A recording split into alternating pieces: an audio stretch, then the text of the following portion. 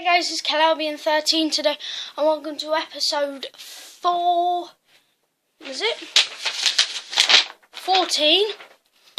of Transfer Teams. Not is this just like 6 teams left of this series left. There's a big thing going on today. This will be my 100th YouTube video, and if I know how to edit, I'll do that one where I go, yay! So 100th YouTube video. You only know this, so this basically means I've been doing YouTube for about 100 days, because I upload daily, as you do know. So I hope for more 20 subscribers. There goes the Q&A. So if you've got any friends that haven't subscribed, be ready for that Q&A. I'll just ask some questions on Instagram. Yeah, let's carry on with football though. This video might actually end all of a sudden because my friend is going to call me at 7:15, and it is 6:59 at the moment, and he's calling me at 7:15. Yep. So this video might end up going off all of a sudden. But today I'm only going to talk, in the series I'm going to change it. I'm only going to talk about players that have played, that have either played well or played quite a lot this season, which this Bournemouth episode today has a lot of them players.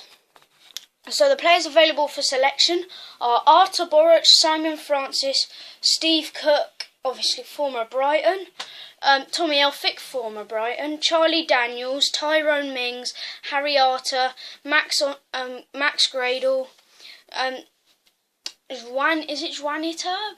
Yeah, Juan Iturb, Josh King, Matt Ritchie, Callum Wilson, and Benik Efobe.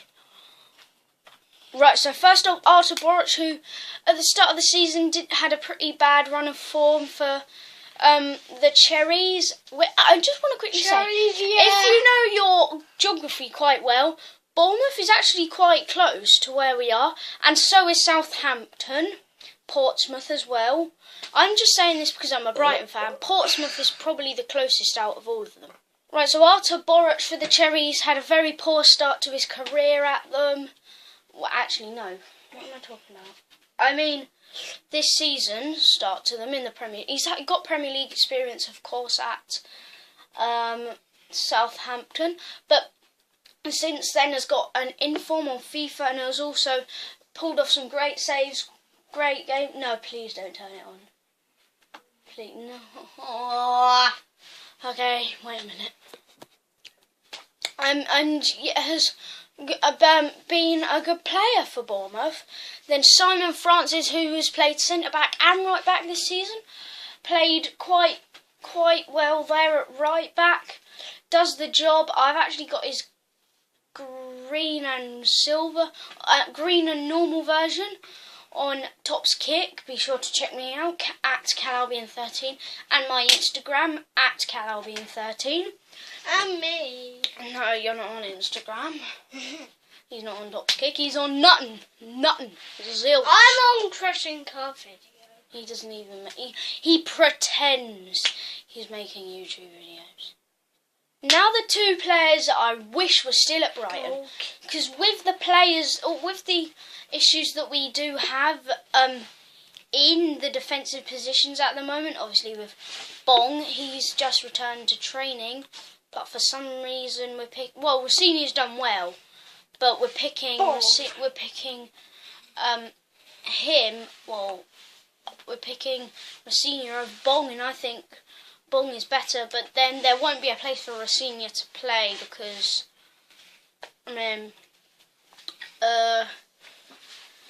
everywhere else is taken. Because he could play for the veteran Bruno, but I doubt it.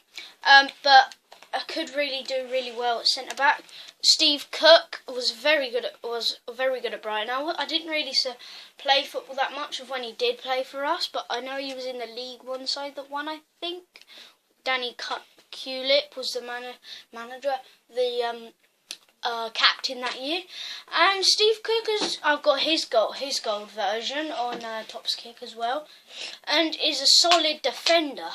Same with Tommy Elphick, really, very good player for Brighton. Him and Greer in defence were pretty solid, as well as Adam El Abd, also sometimes partnering him. Now Charlie Daniels, who has scored 3 goals this year for Bournemouth, 2 from penalty spot, 1 from open play. Very solid left back. Has got a decent free kick, decent shot. Also got a very attacking number. If you talk to me, is number 11. Which is a very attacking number. Good passing range. Got great defensive stats on FIFA, and has got one informal FIFA so far this year. Now Tyrone Mings, who hasn't played that much, I'm not going to talk about him. Straight onto the midfield then. Harry Arter, who got dedicated that purple card this year because he, obviously the sad thing that he played really well in that game. I can't remember who it was against. He played in that match. He won the game. He actually managed to play even though his son did die, unfortunately. I can't remember why, but it's very unfortunate. Played the game, got a purple card, and it looks like a pretty good purple card this year on FIFA. And in real life, he's got really good passing, not the best at shooting. Is quite like Kante, and is actually very good at dribbling. Now Max Gradle, who was good until he got injured, same with Callum Wilson and Boruc. No, opposite to Boruc. But he's only played 2 games since, so I can't really talk about him much. But he looks like a very good Premier League player to maybe put in your squad, your Premier League teams. Obviously, if you watch Mini Minty, you'll know he's in the very best series. Has done average since he's come to the club. Then Juan Itab, who I'm not going to explain because he hasn't played that much. Josh King, though, has played a lot, scored a few goals, can play up front and out wide, has had a decent start to his Bournemouth career, but when they signed him from Blackburn, I didn't think he was going to get much game time, but he has, due to the injuries that they've had. That's why Junior Stanislas and Mark Pugh have come in, and has performed quite well for the team. I'm just sorting something out. Now Matt Ritchie, that obviously scored that absolute rocket against Sunderland, that great volley, has scored another. Hasn't been as good as he was last year, because obviously he's like one of the top assisters and one of the top goal scorers, and is pretty quick, even though FIFA say he's really slow. Well, he's not as fast as they think. Has got a good cross, good free kicks, got a great shot power on his shots, and is actually English. It's just that he's got parents from Scotland or something. Now Callum Wilson, who scored an overhead kick, got a hat-trick, their top scorer this season, performed really well, and then bang, 6th month injury. Typical, isn't it? Because he's a very good striker. I had him in my BPL fantasy league team, which I'm actually top, which is good. He's got a great shot on him, very quick, silver beast, I guess you could say, on FIFA. Well, I've never played with him. Let me know in the comment section down below if you have played with him, because I think he's been very good. This season I had him in my team, but then he got injured. Then he's been in the stands for ages in the Bournemouth team. Then Benica Phobie, who's hit great form since he joined the club. He's like 10 million from Wolves. Scores good goals.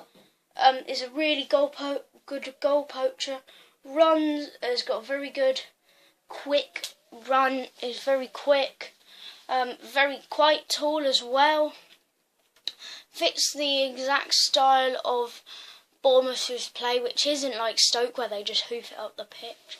They do actually do quick, nippy football like Barcelona and Liverpool, I guess you could say. And I think he's really impressed me.